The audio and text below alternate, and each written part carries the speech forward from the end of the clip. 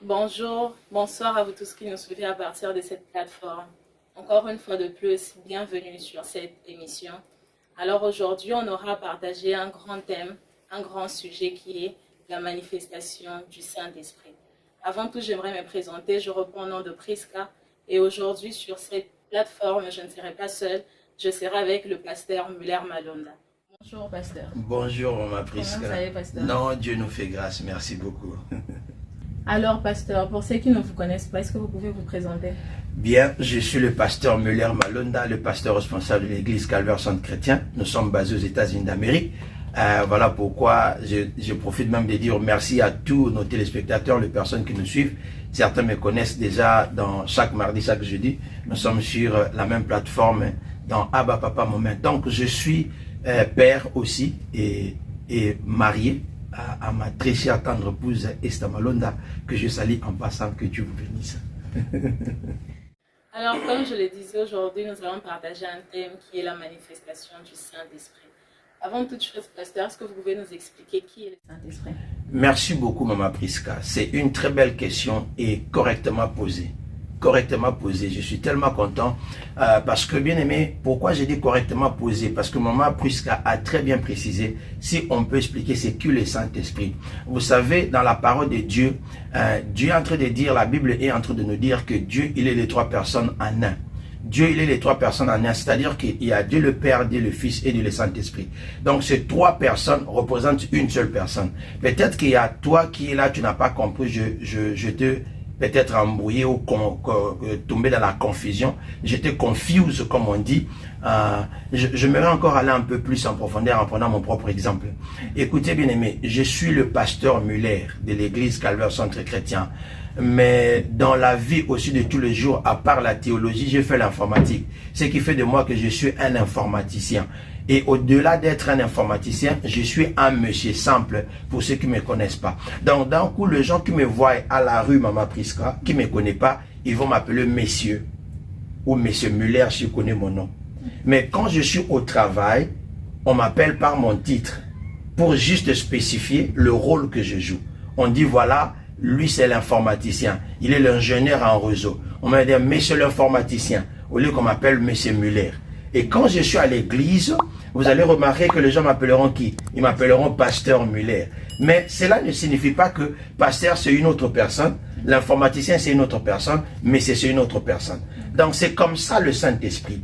Et pour aller un peu plus loin, j'appelle le Saint-Esprit le représentant de Dieu sur la terre. Le Dieu sur la terre, en fait, c'est le Saint-Esprit. Parce que quand Dieu est dans sa majesté, reste sur son trône, alors pour sauver l'humanité, il envoie Christ sur la terre. Et quand il arrive sur la terre, il fait la mission accomplie 3 ans et demi. Il devait partir.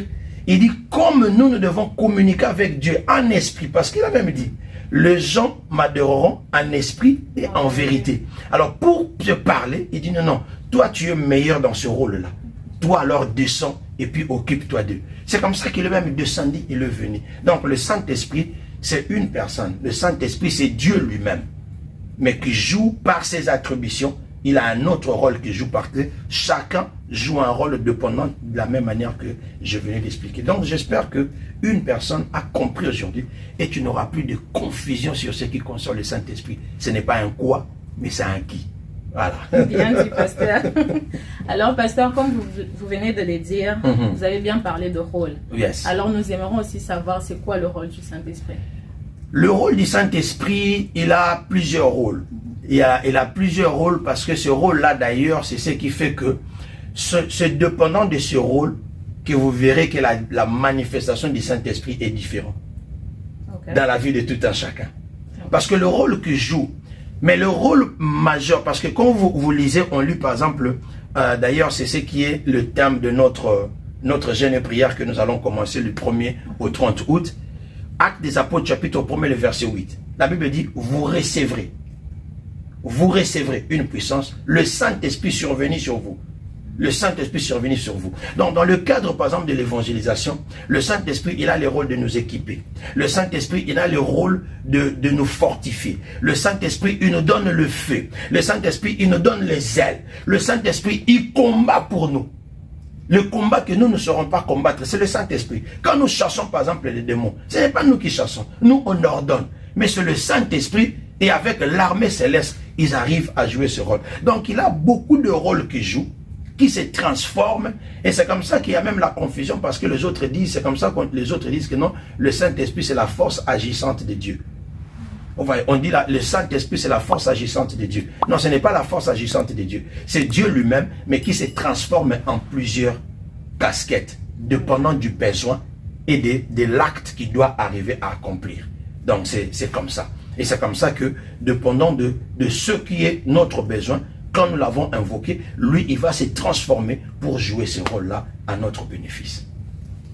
Donc voilà, j'espère que je peux répondre à ce qui concerne le rôle du Saint-Esprit. Merci beaucoup à vous. Pasteur, comment le Saint-Esprit de Dieu se manifeste? Oh, voilà. Donc encore une fois de plus, c'était d'ailleurs, c'est un peu, c'est comme si ça se marie, ce que j'étais en train de dire, avec la question que vous venez de poser. Donc, le Saint-Esprit se manifeste en différentes manières. Quand nous lisons Actes des Apôtres chapitre 2, vous allez voir que non, parce que c'est la promesse, la promesse. Et puis, je tiens d'ailleurs à rappeler, avant d'avancer même plus loin, vous allez remarquer que dans l'Ancien Testament, le Saint-Esprit n'était pas permanent. Le Saint-Esprit venait et il partait. Il venait et il partait. Il n'était pas permanent. Mais aujourd'hui, après la mort de Christ, le Saint-Esprit est devenu permanent. Après qu'il est mort, il est ressuscité. Il a dit, il est avantageux que je m'en aille, parce que si moi je pars, alors je vous enverrai le Saint-Esprit. La promesse de Dieu va s'accomplir. Et la Bible dit maintenant pour la première fois, il y a un groupe de gens qui est en train de prier. Les disciples. Je suis dans Actes des Apôtres chapitre 2 pour ceux qui aiment bien prendre de référence et puis lire la parole de Dieu. À partir même du premier verset. On dit qu'ils étaient dans la chambre haute en train de prier. Et soudainement, comme un vent petit, le Saint-Esprit est descendu. Mais cette fois-ci, regarde, il dit sous forme de langue de feu. Le Saint-Esprit se présenta sous forme de langue de feu et il commençait à parler en langue. Pour le cadre général, et chez nous, dans la théologie des assemblées de Dieu, et par rapport à ce qui est écrit dans la Bible, vous allez voir que même, il y a aussi parmi les évidences de la manifestation du Saint-Esprit dans la vie de quelqu'un, c'est le parler en langue. Pour le chrétien, quand tu reçois le Saint-Esprit, il y a des fois, il te fait parler en langue. Donc le parler en langue, c'est aussi l'évidence de la réception ou du baptême du Saint-Esprit. Et ce rôle est différent. Ce rôle et la manifestation est différente. C'est comme ça qu'on est en train de dire le baptême du feu. Le baptême, c'est Paul même, comment on appelle ça, Jean est même en train de dire, moi je vous baptise dans l'eau. Mais c'est lui qui vient. Donc moi je ne suis pas digne d'enlever ses sandales. Quand lui viendra, il vous baptisera avec le Saint-Esprit, le baptême de feu, le baptême du Saint-Esprit. Donc c'est ça. Alors la manifestation, c'est dans plusieurs manières. Entre autres, Jésus lui-même, il est en train d'être baptisé. Jésus est en train d'être baptisé. La Bible dit, quand on lui a baptisé par Jean, il ressort. Et puis il s'écarta légèrement et il a prié. Quand il a prié, la Bible dit, l'Esprit de Dieu est descendu sous forme d'une colombe. Ça se manifeste sous forme d'une colombe. Et ça vient chez lui. Et puis ça parlait. Dieu a parlé à travers le Saint-Esprit. Ça c'était dans le cas de Jésus.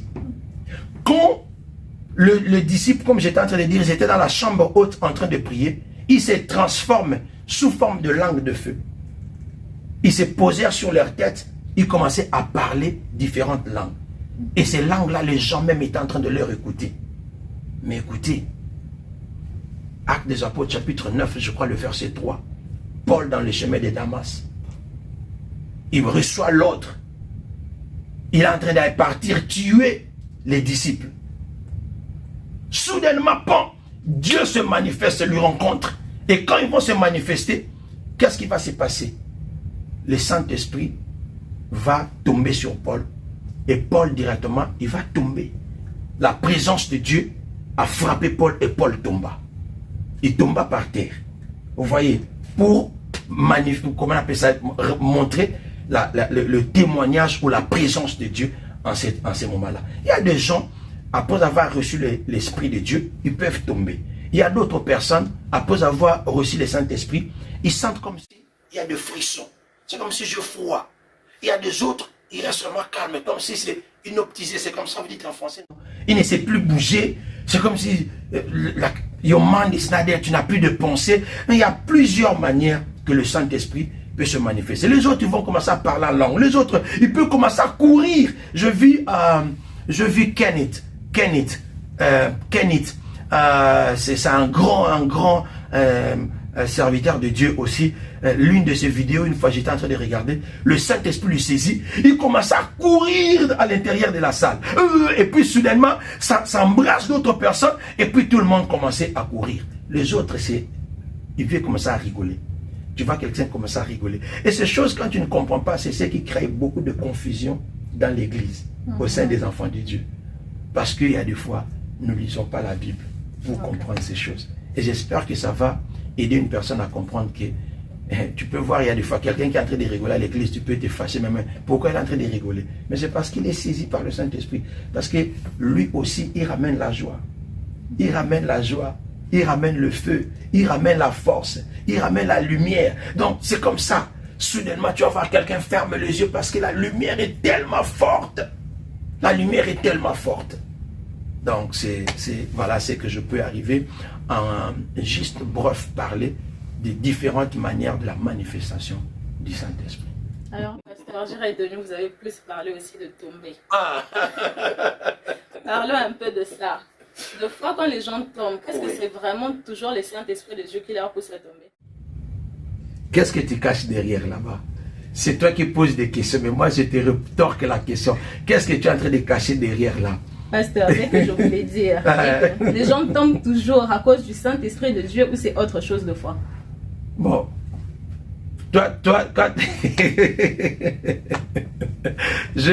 C'est une question tellement intéressante et c'est une belle question, c'est vrai. Ça m'a clair, c'est une émission biblique. Il faut dire qu'est-ce que les autres maintenant pensent. Quand les gens tombent là, qu'est-ce que les autres pensent? Parce que moi, évidemment, j'ai entendu. Avant que je parle, moi j'ai entendu. Et soit, sens-toi à l'aise et dis... Pasteur, vous voulez savoir que ça sort de moi? Pasteur, moi c'est ce que moi j'ai entendu. Oui. Il y a des gens qui disent que tellement que de fois tomber, ça peut être aussi entre guillemets le mauvais esprit. Voilà. Donc d'autres personnes aussi se disent que je ne veux pas tomber devant les gens. Puisque je ne veux pas qu'on puisse me qualifier que j'ai le mauvais esprit. Non, c'est vrai, c'est une belle question que vous avez posée. J'ai entendu ça plusieurs fois et il y a beaucoup de cette confusion. Parce qu'évidemment, la plupart des fois, quand Jésus est en train de chasser les esprits méchants, il y a des gens qui tombaient. Le cas par exemple de Fou de Gadara, il va faire et puis à la manifestation des esprits mauvais et qui sortent. Alors d'un coup, les gens pensent que quand une personne tombe, même si on prie pour une personne, ou bien la présence, l'atmosphère du Saint-Esprit est tellement forte dans la salle et les gens pensent que non, tomber, ça signifie simplement que cette personne-là est possédée ou il a de mauvais esprits. Non, ce n'est pas simplement toutes les personnes qui tombent et sous l'emprise démoniaque ou sous l'oppression ou sous la possession démoniaque. Non, il y a des pasteurs qui tombent. Il y a des pasteurs qui tombent. J'ai assisté à plusieurs fois. D'ailleurs, je parle en passant. Si vous partez même dans notre chaîne ici, vous partez à YouTube, vous regardez le service, je crois que c'était un service de l'année passée, de la consécration qui s'est passé à Calvaire Centre Chrétien. Et le jour de la consécration, il y a des gens qu'on avait consacrés et qui sont tombés. Il y a des serviteurs de Dieu qui tombent. Moi, il y a plusieurs fois que j'étais impacté par l'imposition de main et puis la présence du Saint-Esprit est tellement forte que je suis tombé. Il y a des fois je tombe par à genoux et différentes sortes. Donc ça signifie pas simplement que quand la personne tombe, il est possédé. Il est possédé. Ça c'est ce que les gens se disent. En tout cas, bien aimé, j'aimerais te dire, toi qui as toujours pensé, et tu risqueras, tu vois, j'aime ce que toi tu as dit. Vous risquerez de manquer la grâce de Dieu parce que tu as peur. Vous risquerez de manquer l'impactation. Impactation, c'est-à-dire la transmission de l'onction. Il y a la transmission de l'onction, c'est biblique. Élie voulait mourir. Et Élie voulait mourir. Et quand il était prêt avec Élisée, Élisée va partir, il va toucher le manteau. Il reçoit la double portion, il reçoit l'impactation. Donc, même Paul, quand je parlais tout à l'heure, Paul, quand il reçoit Christ, il va partir, Dieu va lui envoyer, il dit, va voir telle personne et il va prier pour toi. Et ils étaient 3 jours enfermés, ils étaient en train de prier. Et ce qui va se passer, c'est quoi? C'est quand Paul on va lui imposer le main. C'est alors qu'il va recevoir le Saint-Esprit. Et Paul commence à parler en langue. Il y a des chrétiens qui sont nés de nouveau, j'ai dit.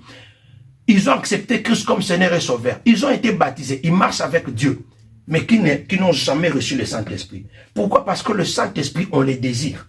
Le Saint-Esprit, tu dois les désirer. Et c'est comme ça que vous allez voir qu'il y a des gens. Paul est en train de partir, je crois que c'était en Éphèse, à moins que je m'abuse. Il va partir, il va trouver le nouveau chrétien que Pierre était passé pour les enseigner. Pierre les a convertis, ils sont devenus des convertis, mais n'ont jamais parlé en langue. Ils ne connaissaient rien du Saint-Esprit. Et Paul, quand il va arriver, il va leur poser la question, il dit, est-ce que vous connaissez le Saint-Esprit? Il dit, on n'a même jamais entendu parler. Alors Paul leur explique le Saint-Esprit et il les impose la main. Quand il va leur imposer la main, et directement, ils vont commencer à parler en langue, qui est l'un de la manifestation du Saint-Esprit. Donc, c'est comme je disais aussi même, quand lui, il est tombé, quand Paul a réussi cela, il voyait la présence de Dieu, il tomba. Ce qui fait tomber les gens, il y a des fois, dans ce qui concerne la manifestation du Saint-Esprit, en fait, c'est cette présence de Dieu. C'est cette présence de Dieu, c'est cette puissance-là. Il est tellement fort qu'il peut te faire manifester dans ce sens-là. Tu tombes et puis tu es en train de tournoyer même. Combien de personnes qui sont là, on leur impose la main, qui n'ont jamais manifesté ils n'ont jamais manifesté quelque chose, mais ils sont possédés. Ils ont encore plein de démons. Vous voyez, qui sont là. Mais ça ne signifie pas parce qu'il y a évidemment aujourd'hui, les gens, non, vraiment, que Dieu vous bénisse, ça vraiment, je dis que Dieu vous bénisse. Parce qu'aujourd'hui, il y a des gens qui sont là, le pasteur vient, il lui impose la main, tu sens même la manifestation, la présence de Dieu en lui, et puis la personne prend même, il commence à caler, il dit, je ne vais pas tomber, on va se manquer de moi, bien aimé. C'est ta vie à toi. Tu viens à l'église pour toi, tu ne viens pas à l'église pour les autres. Ça ne signifie pas que si tu tombes, que non, tu es possédé par des démons. Laisse-le penser comme ça. Mais toi, concentre-toi. Laisse aller. Laisse aller. Que l'Esprit de Dieu te saisisse. Parce que quand lui vient, quand il descend, oui, tout s'arrête. Il y a transfert entre sur le terre. Quand le Saint-Esprit te saisit, il y a quelque chose qui se passe. Il y a des fois, les gens tombent parce que l'Esprit de Dieu est en train de faire quelque chose. Voilà pourquoi, des fois, vous allez voir dans des services, on impose quelqu'un le main, il tombe. Le service de protocole vient, il essaie de le soulever. Le pasteur dit, laisse-lui. Laisse-lui, ne le touchez pas. Parce que l'Esprit de Dieu est en train de travailler. Il est en train de lui transmettre une nouvelle onction. Il est en train de lui transmettre le fresh oil. Fresh anointing. Alors, si toi, tu es parmi les personnes que tu connais que tu n'as pas les esprits mauvais, mais pourquoi tu dois avoir peur? Parce que si tu n'as pas l'esprit mauvais et que le Saint-Esprit te saisit, c'est pour quoi? T'impacter. C'est pour que tu reçoives la puissance. Ce n'est pas nécessairement pour les démons. Arrêtez cette confusion-là. Hein? Arrêtez ça parce que le diable, c'est ce qui crée ma fille. Dans le domaine de la délivrance, on parle de forteresse. C'est-à-dire, le diable vient avec de fausses enseignements. Il te met dans la tête et puis toi, tu crois que c'est toi qui connais plus que la personne qui veut t'informer. Alors, d'un coup, tu restes dans ces carrés-là. Et tu es prisonnier. Et tu ne peux pas recevoir la délivrance. Alors, beaucoup de personnes, malheureusement, aujourd'hui, ne sont pas délivrées. Ou alors, ils ne peuvent pas aller au-delà, connaître le percé dans leur vie. Parce qu'il reste cette statistique en croyant dans tout ce mensonge du diable. Allez lire Actes des Apôtres, chapitre 9. Vous allez voir comment il était tombé.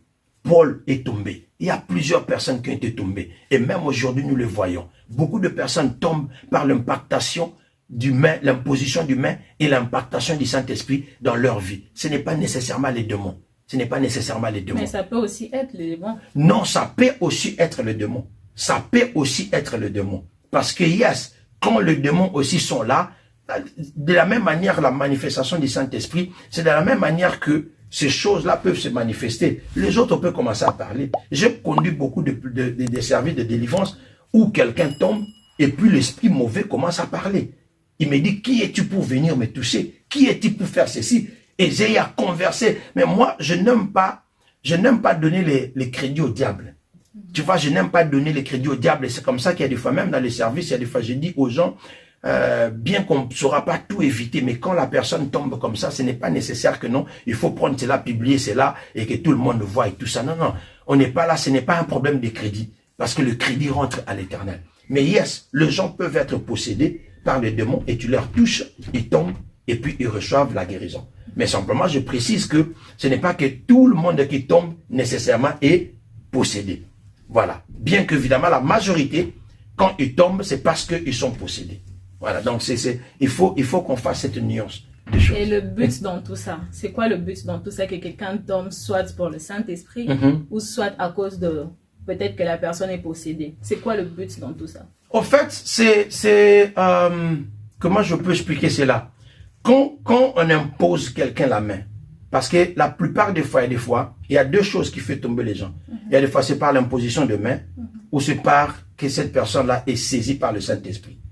Alors, le Saint-Esprit, j'ai dit que voilà pourquoi certaines personnes confondent cela en disant que c'est une force agissante de Dieu. Parce que le Saint-Esprit a une force, au fait. Et cette force-là est tellement puissante, il y a des gens... Posez la question, faites de recherche et demandez à une personne qui était tombée et puis vous lui posez la question, qu'est-ce qui s'est passé? Il y a certaines, il ne connaît même pas. Il va se retrouver après qu'il était tombé. Et surtout dans le cas des délivrances, la plupart des gens qui sont dans possédés, quand on leur pose la main, ils tombent. C'est parce que la puissance de Dieu les a frappés et ça les ramène maintenant qu'ils puissent tomber. Et quand ils tombent, il reste par terre, le pasteur continue à prier pour chasser ces esprits méchants. Et il y a des fois, c'est comme ça, vous allez voir que non. Maintenant, c'est ce qui crée même la différence. Ces personnes, quand ils vont se réveiller, très souvent, ils ne savent pas qu'ils étaient tombés. Très souvent, ils ne savent pas ce qui s'est passé. Il faudrait qu'une autre personne les raconte ce qui s'est passé. On va dire, tu connais pourquoi tu es tombé?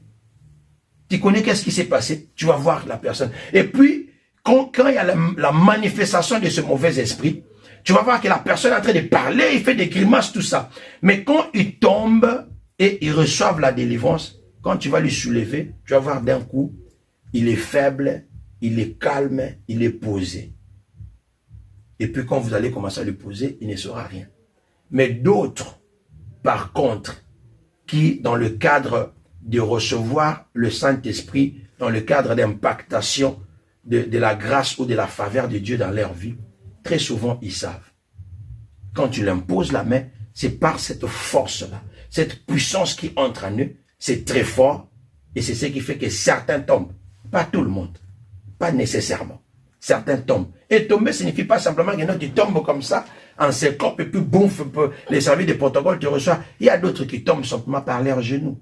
Tu descends par ta genou, c'est parce que, it breaks you. It breaks you. Ça te brise. Il y a des fois de l'intérieur de ton esprit. Et puis il y a quelque chose qui s'est fait parce qu'il y a un transfert qui s'est fait entre le monde spirituel et le monde physique. Et la manifestation, c'est ce que nous voyons. Donc voilà un peu ce que je peux répondre par rapport à ce qui concerne la manifestation ou pourquoi les gens tombent et les autres ne tombent pas et les significations par rapport à ça. Si tu n'as pas encore très bien compris, tu peux toujours nous écrire par les commentaires. Bien sûr. Et puis nous allons faire des suivis particuliers et en fonction de cela. Jusque-là, merci beaucoup, pasteur, pour toutes les réponses que vous nous avez données. Amen. Nous avons aussi beaucoup parlé des fidèles. Parlons un peu aussi de pasteur. Parlons un peu aussi de pasteur.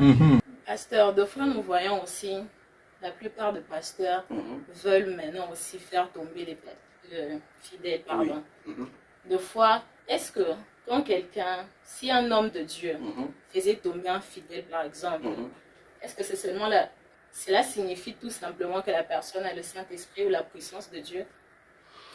Non, ça ne signifie pas simplement que le pasteur a une puissance. Parce que quand on impose le main, il y a un transfert qui se passe dans le monde spirituel et le monde physique. Et de toutes les façons, ce n'est pas moi, ce n'est pas le pasteur à décider qui va tomber et qui ne va pas tomber. Ce n'est pas à nous de demander à la personne de tomber. Vous voyez, parce que dans ce qui est logique, dans les sacerdoces, dans les choses de Dieu, un service, quand c'est en train de se passer, nous sommes que les instruments. Il faut comprendre. La personne qui guérit, c'est pas moi. La personne qui bénit, c'est pas moi. Je ne suis qu'un serviteur. Je ne suis qu'un serviteur. Vous voyez? Donc, maintenant, évidemment, vous avez soulevé aussi un autre point très important. Parce que, yes, il y a des habits aussi de notre côté, nous, en tant que de pasteurs. Où aujourd'hui on se dit, ouais, c'est la manifestation du Saint-Esprit. Aujourd'hui, c'est le culte surnaturel. D'ailleurs, aujourd'hui, tu entends toujours les surnaturels. Les surnaturels. Il n'y a plus de culte normal comme ça. Prophétise, parle. Et puis le pasteur, quand il impose le main, la personne ne tombe pas. On commence même à pousser, forcer tout ça pour que la personne puisse tomber. Non. Il y a des gens qui ont reçu le Saint-Esprit. Il y a des gens qui ont reçu la délivrance et puis ils ne tombent pas. Parce que le travail, c'est le Saint-Esprit lui-même qui le fait. C'est lui-même qui est en train de travailler. Il y a d'autres personnes aussi que le Saint-Esprit a imposé. D'ailleurs, en passant, regarde beaucoup dans des grandes églises, spécialement, je le dis humblement, mais des églises où il y a les gens qui ont été bénis, autre tout ça. Tu verras que non, c'est rare, les gens tombent là-bas. C'est toujours les personnes là qui ont un peu moins d'argent, tout ça, des histoires comme ça, et puis pouf, et puis en train de tomber comme... Non. Mais tu verras rarement, non, le ministre était parti au culte, il est tombé dans lui, il n'est pas possédé. Vous comprenez un peu ça? Donc c'est imposer le main, surtout dans le cadre d'imposer de main, il faut aussi faire très attention. Parce qu'évidemment, il y a des pasteurs qui ont aidé le feu étranger. Parce qu'ils ont vu l'autre imposer le main, et puis les gens sont en train de tomber. Moi aussi, je dois faire tomber les gens. Quand on a des campagnes, si on ne fait pas tomber des gens, donc ça signifie... Et en passant, ma fille, laisse-moi te dire, je suis parti au Bénin, et puis tous les gens s'attendaient. Juste pour voir combien de personnes étaient tombées. Il y a des gens qui m'ont posé la question, pasteur, là-bas, dans les gens, mais comment ils veulent voir si les gens sont tombés comme ça? Mais moi, il y a des églises que je suis parti, je n'ai même pas imposé les mains. Il y a des églises que je suis parti, je n'ai pas imposé les mains. Il faut être à l'écoute du Saint-Esprit. Qu'est-ce que les Saint-Esprit veulent que tu fasses? Un culte de délivrance, on a prié, mais je ne pose pas les mains. Parce que le Saint-Esprit m'a dit, ils n'ont pas besoin d'imposer les mains. Et c'est comme ça, vous allez voir qu'il y a d'autres services qui se passent. Le pasteur n'a même pas imposé les mains, mais les gens eux-mêmes sont en train de tomber. Parce que le Saint-Esprit est en train de se manifester dans la salle. Et les gens sont en train de recevoir la délivrance. Et dis-moi, une église comme l'église de TDJ, 5000 personnes le matin, tu vas imposer les mains comment avec toutes ces personnes-là? Il faut comprendre un peu. Finalement, ce sont des scénarios, finalement, ce sont des choses, et toutes ces choses maintenant commencent à créer la confusion au sein du peuple de Dieu. Là, pourquoi les enfants de Dieu aussi, il faut lire la parole de Dieu. Soyons comme le peuple de Béré. Commencez à regarder. Imposer les mains ne signifie pas, imposer les mains et quelqu'un tomber ne signifie pas que ce pasteur-là est puissant. Ne signifie pas simplement que c'est le Saint-Esprit. Non, c'est Dieu qui doit décider. Alors quand tu vas un pasteur aussi, chaque service ou chaque personne que lui impose les mains, cette personne-là tombe. Il y a une manifestation quelconque qui se passe. Il faut faire aussi très attention. Des fois aussi, ce sont les mêmes fidèles. Les mêmes fidèles. Il sait déjà que cette fidèle-là... Quand je fais comme ça, il risquera de tomber, il va tomber, il va faire ceci. Et puis en Afrique, j'ai appris quelque chose qu'on est en train de parler de Mankiona, spécialement dans le cadre de la République démocratique du Congo. C'est-à-dire qu'il y a des pasteurs aussi qui partent, qui commencent déjà à parler avec les fidèles parce qu'ils veulent impressionner l'audience. Il dit déjà au préalable que non, voilà, moi quand je vais commencer à prier, si je t'impose les mains, il faut tomber. Si je fais ceci, il faut tomber. C'est comme ça même qu'il y a de fausses guérisons qui commencent aussi à se faire. Oh non, quelqu'un qui est malade. Je ne sais pas si vous avez vu dans les réseaux sociaux une histoire qui a circulé au Nigeria, le pays de ce West Africa là-bas. Une dame qui avait l'infirmité. Maintenant, son infirmité, c'était quoi? Elle avait la capacité de faire entrer sa main. Et le feu, et puis la main devient courte. Le bras plutôt, devient court. Alors cette dame-là, qu'est-ce qui s'est passé? Le pasteur partait lui payer, il lui donne l'argent. Et puis il vient en plein culte comme ça. Il dit non, ma main là, mon bras là a un problème, tout ça. Et puis c'est court comme ça. Et quand vous regardez, réellement vous voyez que le bras est court. Alors, le pasteur va commencer à prier, il va parler en langue, il va faire des cérémonies, il va toucher la main, tu vois, la femme commence à faire sortir la main, et puis la main devient longue comme ça. Et la première fois j'avais vu ça, heureusement moi je suis prudent, c'est comme ça que vous voyez, je ne commente pas facilement dans n'importe quelle histoire. Je dois sonder. Et j'ai regardé, j'ai vu ça, je n'avais pas commenté. Et une semaine ou 2 semaines plus tard comme ça, et puis c'est là où il va témoigner, non, les pasteurs partent, lui donnent de l'argent, tout ça. On a trouvé que non, c'était un fake. Les gens font entrer le fait étranger. Les gens commencent à faire de fausses histoires. Pourquoi? Parce que ce n'est plus à cause de Dieu. Nous oublions les assignments. Nous oublions notre appel que l'Éternel nous a donné. Et on commence à chercher à pleurer le fidèle. Pourquoi? Parce que vous aussi, le fidèle, c'est une faute à partager. C'est de responsabilité à partager les deux côtés. Vous voulez simplement, là où on impose le main, les gens tombent. Les gens crient tous, on dit non, lui il n'est pas au faux. Maintenant, par conséquent, tout le monde veut venir là-bas. Alors, on commence à faire ces histoires-là pour vous mentir, pour vous impressionner. Comme ça, l'église sera pleine. Et puis vous êtes là, oh non, voilà, l'onction de Dieu, tout ça. Quelle onction? Quelle onction? Jésus n'avait pas l'onction. Combien de personnes? Où est-ce que tu avais vu dans la parole de Dieu que non, Jésus avait imposé la main à Pierre et puis Pierre est tombé?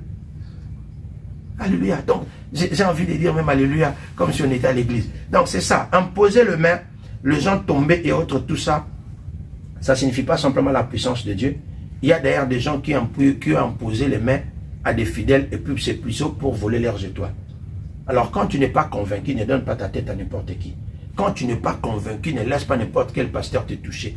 Même moi, je te parle en tant que pasteur. Même si je viens dans votre église, tu ne sens que non, je prie et puis je vais imposer les mains que tu n'es pas convaincu. Ne viens pas. Ne viens pas. Prie. L'imposition de main ne signifie rien. C'est juste une recommandation que Dieu nous a donnée. On le fait, mais par-dessus de tout, c'est Dieu qui accompagne chaque action que son serviteur fait. Ce n'est pas quelque chose à volonté, tu commences à faire cela. Non, à volonté, non. Ça ne se fait pas à volonté. Je reste sincèrement comme ça et puis je fais. C'est comme ça que moi, personnellement, vous voyez qu'il y a beaucoup de choses. Il y a des fois, je n'impose pas le main. Je n'impose pas le main. Si vous entendez ce genre de... Non, non, je ne suis qu'un serviteur. Ce n'est pas moi qui guéris. Ce n'est pas moi qui donne la puissance. C'est Dieu qui donne la puissance. Moi, je suis qu'un canal de bénédiction à laquelle l'Éternel utilise. Et les instructions que Dieu me donne, c'est ce que je vais faire pour toi. Donc, voilà un peu ce que je peux arriver à dire par rapport à cela. Merci beaucoup, pasteur. Merci beaucoup d'avoir répondu à nos questions. Moi, je pense juste, pasteur, que dans nos églises, maintenant, les gens oublient ce qui est essentiel. Yes. Puisque dans tout ça, tout ce que nous faisons, c'est juste pour la gloire de Dieu. Yes. Alors que d'autres pasteurs commencent à chercher aussi à trouver leur gloire dans ce qu'ils font. Donc, c'est juste que nous oublions ce qui est essentiel. Comme le pasteur vient aussi de le dire, nous, les fidèles, nous devons aussi méditer. Nous devons aussi plus écouter la parole de Dieu. Cela aussi nous aidera afin que nous ne puissions pas tomber dans toutes ces choses. Yes. Alors, pasteur, pour conclure, est-ce que vous pouvez donner un message à tous ceux-là qui ne croient pas à la manifestation du Saint-Esprit? Merci. J'aimerais dire à une personne, comme je disais au début de cette émission, 3 personnes en Dieu. Dieu le Père, Dieu le Fils, Dieu le Saint-Esprit. Le Saint-Esprit, c'est un Dieu. Ce n'est pas une chose, ce n'est pas une force agissante de l'Éternel. Et en tant que des chrétiens, c'est vrai, nous devons désirer le Saint-Esprit. Et pour désirer le Saint-Esprit peut se manifester en toi, même dans ton closet, même dans ta chambre, même à la cuisine, même dans ta voiture. Ce n'est pas seulement, ce n'est pas obligatoirement que non, le pasteur doit t'imposer le main. Ce n'est pas simplement qu'il faut venir à l'église pour que tu puisses arriver à recevoir le Saint-Esprit. Non, bien-aimé. C'est toi qui dois les désirer. Souviens-toi que même Jésus, il a dit, je suis à la porte de ton cœur en train de frapper. Si tu ouvres, je vais entrer, je vais soupirer avec toi. C'est la même chose avec le Saint-Esprit. Mais moi, voici ce que nous devons retenir. Pour le Saint-Esprit, ce que vous devez retenir, c'est quoi? La première des choses, le Saint-Esprit, il est puissant. Il fait de grandes choses dans notre vie. Mais il faut faire très attention. Pour qu'il se manifeste en toi, le Saint-Esprit demande aussi la sainteté, la pureté de nous en tant que personne, nous en tant qu'enfants de Dieu. Parce que c'est la personne aussi qui est très émotionnelle. C'est-à-dire, la Bible dit, par exemple, n'attristez pas le Saint-Esprit. Il y a des choses que tu peux arriver à faire, qui peut faire fuir le Saint-Esprit, même si tu l'avais réussi. Il peut fuir. Quand tu marches dans les œuvres de la chair, la fornication, la jalousie, les querelles, toutes ces choses-là, les œuvres de la chair peuvent fuir le Saint-Esprit. Demeurons, cherchons à faire la volonté de Dieu. Désirons marcher selon la volonté de Dieu. Et quand nous prions, nous désirons le Saint-Esprit et lui va se manifester. Et pourquoi tu as besoin du Saint-Esprit? Peut-être que c'est l'une des questions, même que je me suis souvenu, qu'on n'a pas abordé. On a besoin du Saint-Esprit parce que, basé sur le rôle que nous avons dit, il nous oriente. Dans la vie d'un chrétien sans le Saint-Esprit bien-aimé, sache-le que ta vie sera simplement comme ça. Comme nos frères ivoiriens disent, façon. Le Saint-Esprit, Maman Prisca, ce n'est pas simplement dans les choses de Dieu. Le Saint-Esprit, même à l'école, tu as besoin du Saint-Esprit. Même dans la médecine, là, c'est le Saint-Esprit. Il va te dire que non, tu vois cette personne-là, si tu l'opères maintenant, il va mourir. Avant de l'opérer, il faut que tu arrives à lui donner l'anesthésie, et puis tel médicament, tu vas stabiliser sa tension, et puis maintenant tu vas opérer. Et les gens vont commencer à se dire, ah, et cette fille-là, always something different. Pourquoi elle est différente? Parce que le Saint-Esprit, la Bible dit, il est là avec nous comme notre aide, comme notre accompagnateur, comme notre guide dans la vie de tous les jours, même dans nos affaires. Il va te dire que non, tu vois cette personne-là, ne fais pas les affaires avec lui, parce que si tu fais les affaires avec lui, tu vas regretter, tu vas mettre les mains sur la tête. Maintenant, les gens croient simplement que non, le Saint-Esprit, c'est pour parler en langue simplement. Le Saint-Esprit, c'est pour prophétiser. Le Saint-Esprit, c'est pour l'église. Non, c'est dans la vie de tous les jours. C'est dans la vie de tous les jours, nous désirons le Saint-Esprit. Même à la cuisine, tu as besoin du Saint-Esprit qui te donne de nouvelles recettes. Au travail, tu as besoin du Saint-Esprit. Écoute, je te donne un témoignage pour terminer. Moi, au travail, il y a des fois, on m'appelle. Non, telle histoire ne marche pas. Avant que j'arrive là pour aller regarder, j'ai dit, Saint-Esprit, donne-moi des révélations. Montre-moi là où je dois toucher. Et d'un coup, quand je pars, je touche. Je vais toucher seulement l'endroit où j'avais besoin de toucher. Et j'ai fait la chose, c'est fini, pouf, et puis je rentre. Et d'un coup, même le boss, mes managers ont remarqué, mais pourquoi toi, à chaque fois que tu pars, il y a un problème, tu ne traînes jamais. Tu fais directement et puis tu rentres. Mais les autres, ils vont commencer à tournoyer, chercher à faire. Pourquoi? Parce que le Saint-Esprit.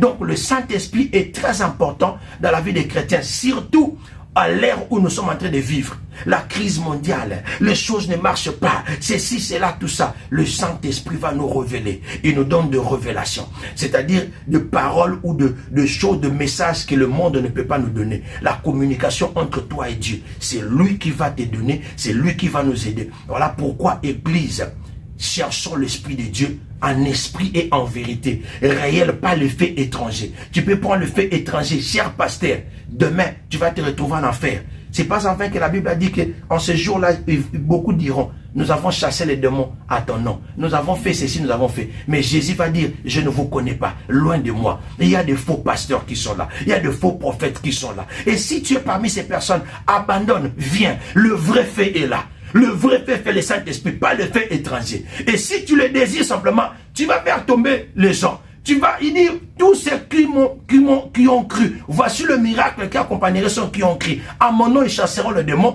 à mon nom, ils guériront le malade. Tu seras capable de faire ça authentiquement sous le nom de Jésus. Et la puissance du Saint-Esprit. Tu n'es pas obligé de prendre le feu étranger. Arrêtez d'impressionner les gens. Tu n'impressionnes pas Dieu. Tu peux nous mentir, moi et ma fille, tu peux nous mentir là. Mais Dieu, tu ne vas pas lui mentir. Alors, revenons à l'authenticité. Revenons à l'authenticité. Et puis pour une personne, comme nous l'avons déjà dit, désire le Saint-Esprit. Si on te pose le main que c'est sincère par rapport à ces pasteurs-là, laisse la manifestation du Saint-Esprit. Parce qu'il y a un travail qui s'est fait à l'intérieur de toi. Ne pas peur. Et ceux qui avaient des concepts erronés, que si on te pose le main, tu tombes parce que tu es possédé, arrêtez-moi ça. C'est de la fausseté. Arrêtez-moi ça. Moi-même, je tombe. J'ai dit, moi, pasteur, je tombe. Donc, arrêtez de commencer à dire ces choses-là. Mais en tout cas, vraiment, que Dieu te bénisse, ma fille, parce que ça, ce sont des révélations, ce sont de belles histoires que l'Église a besoin d'écouter. En tout cas, encouragez ma fille, Prisca. Partagez, abonnez-vous, likez. Appelez-lui, écrivez sur des commentaires, elle va vous répondre. Et si vous avez besoin de sujets, parlez, et puis voilà, donc elle est là. Donc, merci beaucoup. Merci beaucoup à vous, pasteur. Merci beaucoup aussi à vous tous qui avez suivi cette émission. Alors, comme le pasteur vient de le dire, si vous trouvez qu'il y a une question ou peut-être il y a quelque chose dont vous voulez plus entendre, que nous puissions parler de cela, mettez ça dans les commentaires. Mettez vos questions dans les commentaires. On va revenir avec ces questions-là et répondre encore prochainement. Et aussi, n'oubliez pas de partager. N'oubliez pas de liker cette vidéo. Mettez des commentaires, likez et puis partagez. Et le Seigneur ne manquera pas de vous bénir. Merci beaucoup. On se retrouve à la prochaine.